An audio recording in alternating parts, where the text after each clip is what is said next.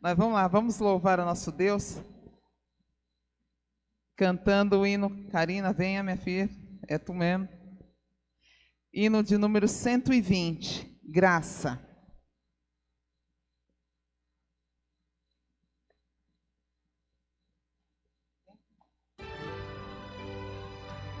Coloquemos em pé.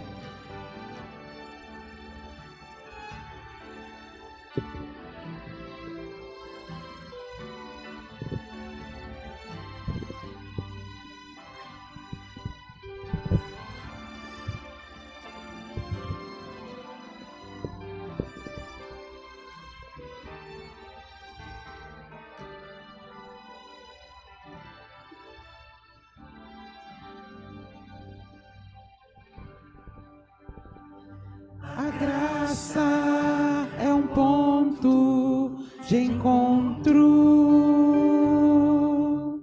lugar onde os fardos se espalham no chão, onde todo que chega cansado, tranquilo descansa o seu coração. A graça se explica em uma cruz. Lá eu posso entender o que o céu me traduz. A morte era minha sentença, mas agora sou livre em Jesus. Graça simples assim, perdão se recebe, se aceita e fim, pecado não se explica, pecado se paga e Cristo pagou por mim. Havia imensa separação entre a raça caída e o Deus do perdão. Mas a graça fechou o abismo e sem hesitar estendeu-nos a mão, mostrou-nos a estrada de volta à casa do Pai, onde iremos morar. Nos dá esperança que move, a certeza que Cristo em breve virá. Graça simples assim, perdão se recebe, se aceita e fim, pecado não se explica, pecado se paga e Cristo pagou por mim.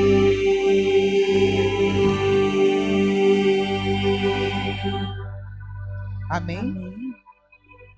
Neste momento nós vamos ter uma palavra de oração. Eu convido aqui a Malu, que venha orar, e todos aqueles que puderem, vamos ajoelhar. Quem puder, se ajoelhe.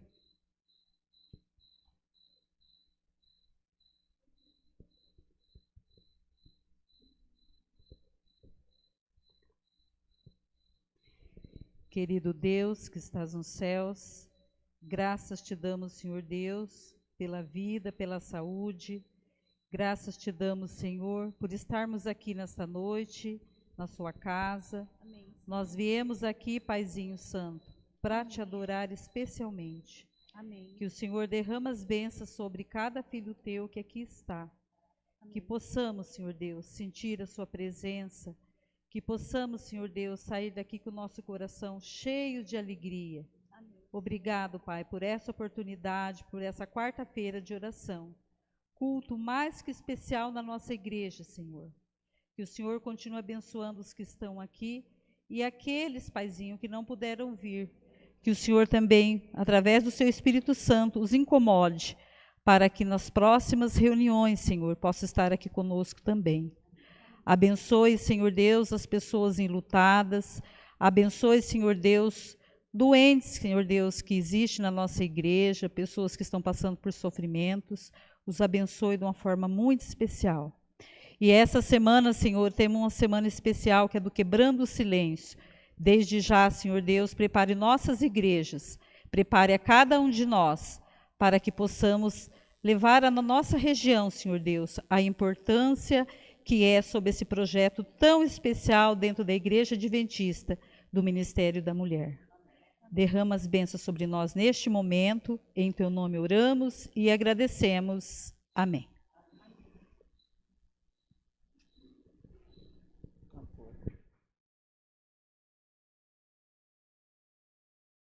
Fé, isso não vem de nós, mas é um dom de Deus, né? É a graça, como muitas vezes disse o pastor Bulhon, em uma pessoa, a pessoa de Cristo, ele é a graça. A graça que o céu mandou por nós, para que a gente não estivesse condenado à destruição.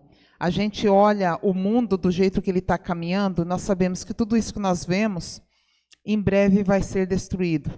Alguns dias atrás, alguns viram aí nos noticiários, e até o final de semana estava mostrando muita coisa, do que aconteceu ali no Havaí, né? Um paraíso ali para as pessoas que têm condição, que têm bastante dinheiro de estar morando lá, trabalhando. E era aquele lugar que quando muitos de nós aqui, quando crianças, eu me lembro muito bem, a gente assistia alguns filmes e sempre tinha o Havaí envolvido ali e as pessoas lá. Então tudo era aquele paraíso, aquela felicidade. Mas esses dias atrás, em um lugar lá, em uma cidade de lá, não foi alegria, não foi felicidade o que aconteceu. Mas muitas perdas, não apenas bens materiais, mas vidas. E a gente vê que isso está acontecendo aos poucos. É um desmoronamento aqui, é uma seca ali, é uma destruição lá, é um terremoto naquele outro lugar. E não passa um dia sem que uma catástrofe, sem que uma tragédia aconteça. E tudo isso que a gente observa está apontando para o fim, vai afunilando cada vez mais. E só a graça de Deus para cuidar de nós, para nos garantir que nós teremos um futuro. Só a graça de Deus. Todos aqueles que estiverem na eternidade terão a plena certeza de que foi a graça de Deus, foi pela graça de Deus que lá eles estarão. Não houve outro meio, mas foi a graça manifesta numa pessoa, a graça entregou a vida. E nisso que nós cantamos, eu gosto muito quando ele fala assim, pecado não se explica. E eu me lembro de um pastor uma vez fazendo um comentário, ele disse assim, que se o pecado pudesse ser explicado, se você pudesse dar um motivo, por que você pecou, não, eu pequei por causa disso, e fosse justificável, então, como diz, Deus estaria em maus lençóis, ele que teria que pedir perdão para as pessoas, porque tudo seria justificado. Pecado, uma coisa a gente tem que pôr na cabeça, pecado ele não se explica, mas ele tem que ser pago, ele não pode ficar no jeito que ele está. Não tem como justificar, mas tem como se pagar. E o preço foi duro, o preço foi duro. E quando a gente vê muitas vezes as pessoas não aceitando, nem mesmo ouvir falar em Deus, como a Glaucia ali mencionou, tem pessoas que não querem que você fale em Deus. Deus é a fonte da graça, e elas não querem ouvir da graça, que é o único meio de salvação para elas. É triste isso. Você vê como as pessoas estão endurecidas com tantas coisas. Mas a gente vai abrir as nossas Bíblias no livro que nós estamos estudando esse trimestre, o livro de Efésios, capítulo 2.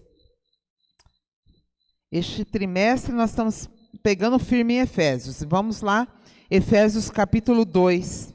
Vamos ler alguns versos aqui.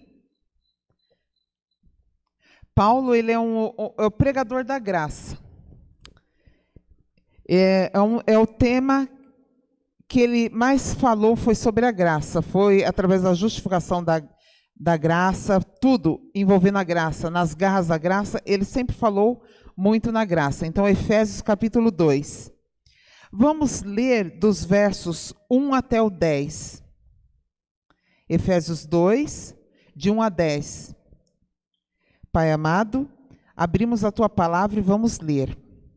Que o teu Santo Espírito nos envolva de tal maneira, tome posse dos nossos pensamentos e coordene o nosso cérebro de tal forma que nós possamos compreender exatamente o que o Senhor quer nos falar através dessa mensagem. Que ao sairmos daqui nessa noite, a gente saia preenchido da tua graça e transbordando dela de tal forma que a gente não aguente segurar para nós, mas tenha que repartir essa graça. Em nome e por amor de Jesus. Amém. Efésios 2, 1 a 10. Aqui diz: Ele vos deu vida, estando todos vós mortos nos vossos delitos e pecados, nos quais andastes outrora segundo o curso deste mundo, segundo o príncipe da potestade do ar, do espírito que agora atua nos filhos da desobediência. Ai, que triste. Entre os quais também todos nós andamos outrora, segundo as inclinações da nossa carne, fazendo a vontade da carne e dos pensamentos. E éramos, por natureza, filhos da ira, como também os demais. Verso 4. Mas Deus, sendo rico em misericórdia, por causa do grande amor com que nos amou, e estando nós mortos em nossos delitos, nos deu vida juntamente com Cristo. Pela graça sois salvos. E juntamente com Ele nos ressuscitou, e nos fez assentar nos lugares celestiais em Cristo Jesus. Verso 7. Para mostrar nos séculos vindouros a suprema riqueza da sua graça em bondade para conosco em Cristo Jesus. Porque pela graça sois salvos mediante a fé, e isto não vem de vós, é dom de Deus, não de obras, para que ninguém se glorie. Verso 10. Pois somos feitura dele, criados em Cristo Jesus para as boas obras, as quais Deus de antemão preparou para que andássemos nela. Aqui nesses 10 versos a gente encontra o nosso passado. Nós somos encontrados por Deus, mesmo tendo aquele passado, que cada um de nós sabe o passado que teve. Nós fomos encontrados por Deus e encontramos o que nós podemos ser hoje, depois desse encontro que nós tivemos com Deus. E baseado naquilo que nós podemos ser hoje, nós temos a promessa de um futuro com esse Deus. Vai depender do que nós somos hoje.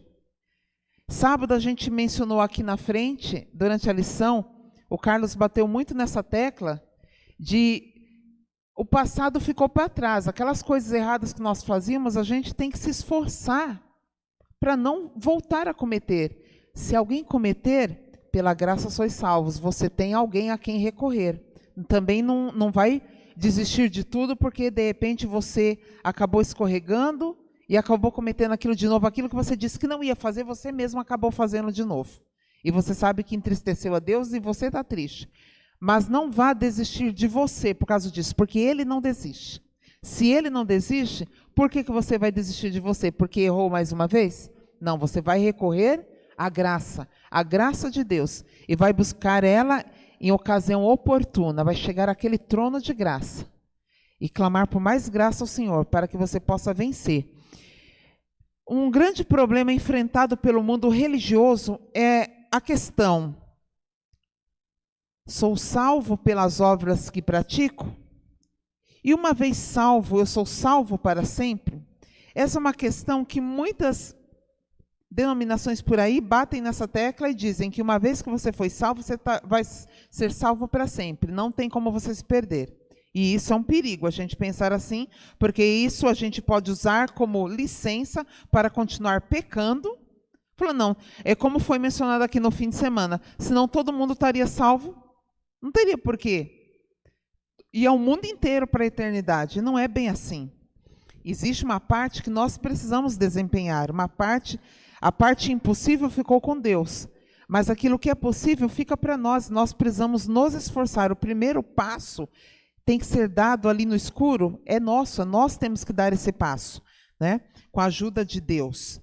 Mas muitos preferem se conformar e dizer, não, eu já fui salvo lá, estou salvo para sempre. E esquece que Ezequiel e outros profetas ali, eles falam muito nisso. Eles dizem assim, se um justo, a pessoa for justo lá, uma boa parte da sua vida, mas ali, no limiar da sua vida, é aquele momento de selamento com Deus, ela pega e descamba, faz o que é mal. Em outras palavras, está dizendo, e não dá tempo dela se reconciliar com Deus, ela pode se perder sim, por causa aquilo tudo que ela fez de bom, mas aquela mancha ali pode fazer ela se perder. A mesma coisa, alguém que foi ruim a vida inteira, mas ali no fim, no seu limiar, no seu encontro com Deus, a vida dele muda, ele se arrepende de tudo que ele fez, Deus vai perdoá-lo. Então nós não podemos julgar ninguém pelo seu passado, e nem podemos salvar ninguém pelo seu passado, independente. Mas essa parte com Deus, é aquela permanência, né? Mas o mundo não entende isso, e muitos preferem usar as obras para se salvar, como meio de salvação, sendo que o único meio de salvação é Cristo, é a graça. Não existe obras que possam nos salvar. As obras dizem para o mundo que nós fomos salvos por Cristo Jesus, que nós aceitamos essa salvação. E aí nós a praticamos. Aqui diz que Deus preparou elas para que nós andássemos nelas. Quando Ele salva pessoas, as boas obras são um complemento. Espera-se que esses filhos salvos comecem a praticar, que seja isso normal agora. Da mesma maneira que lá atrás era normal fazer o erro, que agora seja normal fazer o certo. Mas para entender a questão da salvação, nós precisamos entender a nossa necessidade de salvação. E aí, se nós pudéssemos dividir esses 10 versos, dos versos 1 a 3, diz quem nós éramos. Nós lemos aqui, do 1 ao 3, quem a gente era, como era o nosso passado. Nós éramos filhos da ira, da desobediência, e muitas outras coisas terríveis aí. Do verso 4 e o 5 diz quem é Deus. Deus na sua infinita misericórdia, o que Ele fez por nós através de Cristo. E dos versos 6 a 10, diz quem nós somos hoje, a partir desse encontro, tá? É mais ou menos resumido, e a gente vai pegar essas 3 partes, quem nós éramos, e aqui diz que nós éramos mortos-vivos, nós éramos zumbis espirituais. Aqui no verso 1 diz que Ele nos deu vida estando vós mortos nos vossos delitos e pecados. Ele deu vida porque a gente estava morto naquilo de ruim que a gente praticava. Ou seja, a gente era um zumbi. A gente estava morto, mas continuava andando. Isso que é o ser humano no pecado. Ele está morto, não entendeu ainda que está morto, continua caminhando, respirando. É um zumbi, um vivo morto. Como eles colocavam muito em filme de terror. É um vivo morto. Ele está ali morto, não entendeu e acha que está vivo. Nós éramos escravos do pecado e o salário que nós tínhamos para receber pelo nosso trabalho ao pecado era a morte. Isso estava destinado a nós. Outra coisa, quem nós éramos? Nós produzíamos os frutos da carne, que o livro de Gálatas, no capítulo 6, do verso 19 a 21, tanto fala os frutos da carne. Ele fala do fruto do Espírito e ele fala dos frutos da carne, a desobediência, a ira e todas aquelas coisas, né? Nós tínhamos cheiro de morte. A coisa mais difícil que tem é quando você passa em frente a um frigorífico, a um matadouro, principalmente um matadouro. E por mais que eles limpem, mas aquele cheiro de morte, aquele cheiro de sangue. O sangue pode estar seco ali, mas aquele cheiro horroroso. E a gente sabe que é cheiro de morte. Ali, várias mortes aconteceram daqueles animais. É cheiro de morte. E nós, por viver alimentados pelo pecado, era o que ia para as nossas veias para nos alimentar, era o pecado. Então nós cheirávamos a morte, mas a gente não conseguia entender isso. Nós estávamos desgarrados do rebanho, estávamos desgarrados do nosso pastor, aquela ovelha que não tem pastor, que não tem para onde ir. E o nosso pai, infelizmente, nessa época, era o diabo. Querendo aceitar ou não, Quando uma pessoa sai praticando as obras do diabo, Deus disse, através de Jesus, para aqueles líderes: o vosso pai é o diabo, porque vocês praticam as obras dele. Então, cada vez que nós praticamos obras ruins, a que pai nós estamos representando? Qual o pai que nós escolhemos para nós? É duro isso, mas cada vez que fazemos uma coisa errada, não é uma mentirinha, não é uma brincadeirinha boba, uma coisinha boba. Isso tem um grande peso, porque isso diz a quem nós estamos representando, e não é a Deus. Quando nós estamos cometendo coisas erradas, não é a Deus que nós representamos. Mas, afinal, quem é Deus? Deus rico em misericórdia. Ele nos encontrou, nós estávamos vagueando, perambulando pelas avenidas da morte, cheirando a morte. E mesmo assim ele nos amou. Eu acho interessante a maneira como Jeremias, ele descreve Jerusalém. Ele diz que quando Deus a encontrou, ela estava como que se fosse abortada, um aborto ainda vivo. E ele falava: você estava envolvida no seu sangue. Passavam e não faziam nada por você, mas ele te encontrou desse jeito, você se revolvendo no seu sangue. E não tinha quem cuidasse você. E ele pegou você, e ele cuidou de você, limpou seu sangue, curou suas feridas. E você foi crescendo. E ali Jeremias disse: você se tornou uma moça muito bonita. E começou a chamar a atenção de tudo que nação. E você foi indo atrás daquelas nações e esqueceu do amor daquele que te encontrou e criou você. E ali ele faz aquela alusão a Jerusalém, pelo que iria acontecer com Jerusalém. Eles iriam ser destruídos, eles iriam ser levados cativos, muitos morreriam. E ele estava fazendo, e essa alusão é a nós também. Porque um dia nós estávamos também envoltos no sangue do nosso pecado, naquele lamaçal. E ele nos encontrou e ele nos limpou. E ele cuidou de nós, curou nossas feridas. Esse é o Deus que ainda quando estávamos assim, ele nos amou de tal maneira que ele deu seu filho por nós. Ele não ficou parado olhando para nós, como muitos faziam. Porque você quer perder amigos? Você tem amigos quando você está na vida boa, quando você pode proporcionar, mesmo que fazendo coisas erradas, mas você pode fazer festas, churrascos, muita comida, muita bebida. A tua casa é cheia. Mas, a partir do momento que você fica na miséria como filho pródigo, esses amigos se vão assim como o dinheiro foi. E você fica largado, comendo o que os porcos comem, como filho pródigo, abandonado. E é nessa hora que Deus aparece na tua vida, e Ele te encontra, e Ele pega você no colo e Ele cuida de você. É isso que Ele faz. Ele não consegue passar pela estrada da vida, ver alguém caído ali e não fazer nada. Ele não consegue. Essa não é a natureza dele. Ele tem que pegar e cuidar, mesmo sabendo que lá na frente essa pessoa pode virar as costas para ele. Mas ainda assim, ele ama a tal ponto que ele vai lá e cuida. Romanos 5,8 diz que Cristo morreu por nós, sendo nós ainda pecadores. Nós éramos inimigos dele, inimigos. Quem que vai dar a vida pelo seu inimigo? Mas ele deu. Moisés, ele teve um vislumbre da glória de Deus, né? A gente pergunta quem é Deus. Moisés um dia falou: quero ver a tua glória. E ele teve uma pequena amostra da glória de Deus, mas que foi o suficiente para ele ficar extasiado com o que ele viu. Um dia nós veremos a glória de Deus. Quando saímos deste mundo aqui, quando fomos transformados, nós poderemos contemplar a glória de Deus sem sermos fulminados. Hoje ainda não é o momento. Paulo em Filipenses diz que ele supre todas as nossas necessidades. João, em uma das suas epístolas, diz que Deus é amor. E a pergunta é: quem é Deus para você? Porque o que nós usamos aqui é o que a Bíblia fala de quem é Deus. Mas e para você, quem é Deus? Ele não nos deixou continuar mortos, mas nos ressuscitou. Deu-nos uma condição digna.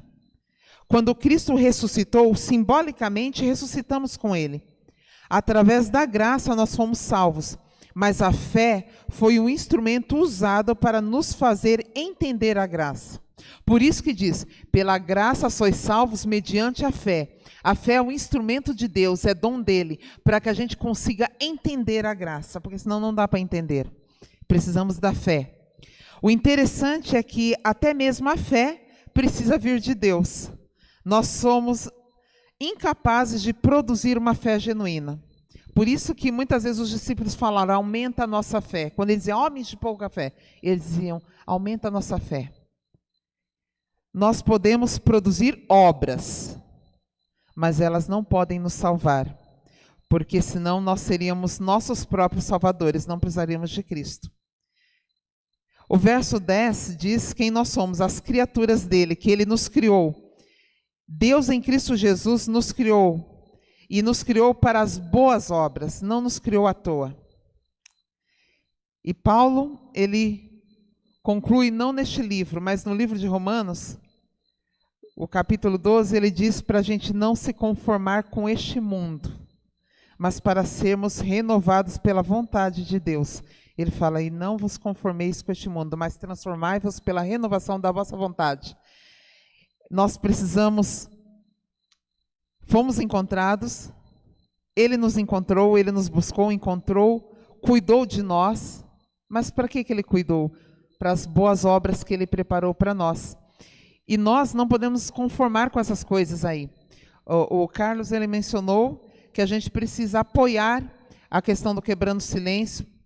Quem que não sabe, quem que nunca ouviu, quem nunca presenciou ou até passou por isso na sua pele, a questão de violência. A gente pensa que violência é só espancar, sair roxo de tanto apanhar. A violência, quando chega ao ponto de espancamento, ela já começou muito tempo antes, só que ninguém percebeu que já era violência.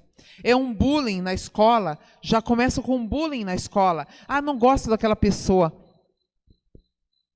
Tá, você tem todo o direito de não gostar, é direito seu. Você gosta e desgosta das pessoas. Mas isso não te dá o direito de atacar essa pessoa por causa disso. Mas começa com uma coisa pequena, um bullying. Quantas vezes a gente já viu adolescentes espancados por causa de um bullying? Alguém não gosta daquela pessoa e foi lá, juntou em turma, pegou, fez uma rodinha e espancou. Então, assim, uma covardia tremenda. E a gente não pode se conformar com essas coisas. Não podemos ficar parados olhando a próxima vítima morrer. Mas Deus clama por cada filho seu para que a gente acorde, para que a gente seja renovado pela vontade dele. É triste verificar que muitos cristãos estão se apegando à história de salvo para sempre e usando isso como desculpa para o pecado. Fazem da graça de Cristo uma graça barata. Paulo chama a atenção dos seus ouvintes para que nunca se esqueçam de quem eles foram, de quem é Deus e quem eles se tornam quando são salvos pela graça. Que a gente nunca esqueça isso. De onde nós estamos, de onde ele nos tirou.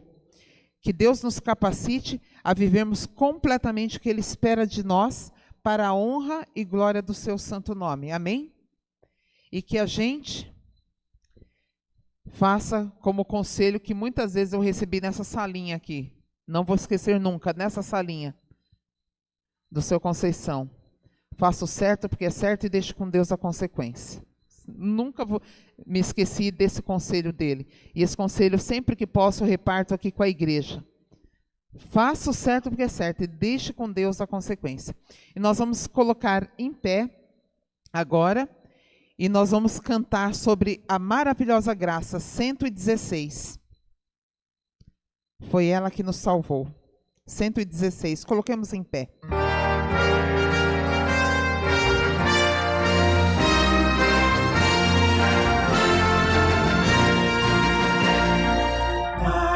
Maravilhosa graça, maior que o meu pecar, como poder cantá-la,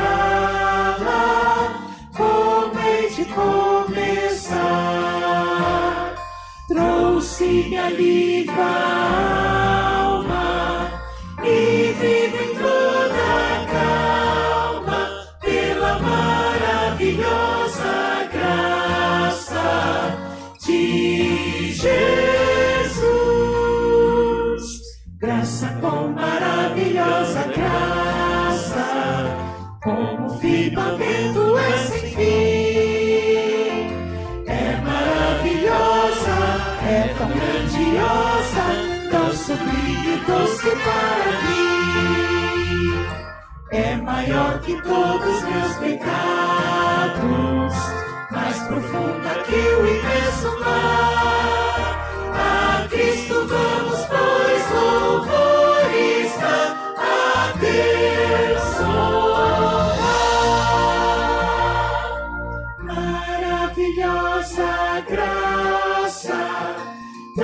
vida perenal, por Cristo perdoado, com a mansão real. Sei que hoje sou liberto, vivo de Deus bem perto, pela maravilhosa graça de Jesus. Graça com maravilhosa graça, como o firmamento é sem fim. É maravilhosa, é tão grandiosa, tão sublime e doce para mim.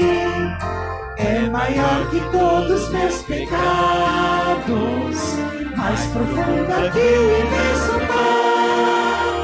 A Cristo vamos, pois, louvores a Deus louvar.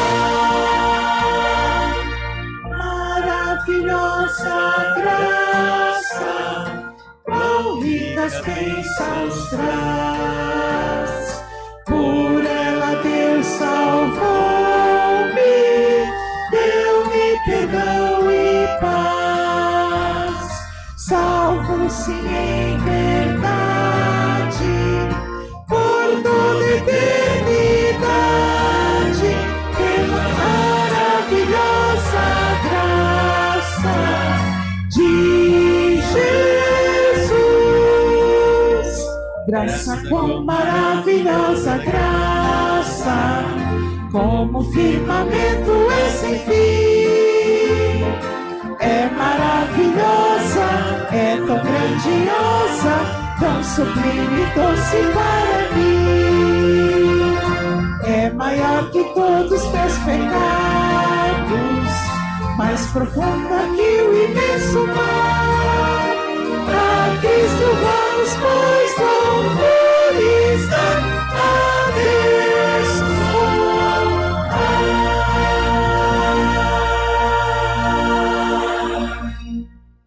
Amantíssimo Pai, estás nos céus, que a tua graça continue estendida sobre esta igreja, sobre cada membro que aqui faz parte dela, que se reúne semana após semana para te adorar, para te louvar, Senhor. Que neste lugar, todos sempre cobertos do manto da tua graça, a gente saia preenchido de tal forma que a gente não consiga guardar para si mesmo, mas que ela transborde e a gente reparta para tantos outros que estão sem graça neste mundo, mas que vivem em total desgraça, sem a graça de Cristo. Querido Deus, que a gente nunca se esqueça nessa jornada que estamos trilhando rumo ao céu, de quem nós éramos, de quem é Deus e o que Ele espera de nós, o que Ele preparou para cada um de nós, que a gente cumpra fielmente o nosso papel, aquilo para que nós fomos criados, porque durante toda a eternidade será momento de comemorar as vitórias que foram alcançadas aqui em nome de Cristo. Mas enquanto estamos trilhando aqui, que isso sempre esteja na nossa mente. E eu volto a reforçar, Senhor, a oração que foi feita pelos pedidos, principalmente pela cirurgia do Abraão, que ele aguarda, ele necessita dessa cirurgia, Senhor, e tantos outros aqui que precisam de algumas coisas urgentes, que o Senhor, através da tua graça, esteja olhando atentamente, cuidando no teu momento, e que eles estejam tendo a paciência para esperar o Senhor agir, mas que eles nunca se esqueçam do que o Senhor tem feito por cada um de nós, por cada um deles. Nós agradecemos em nome e por amor de Jesus. Amém.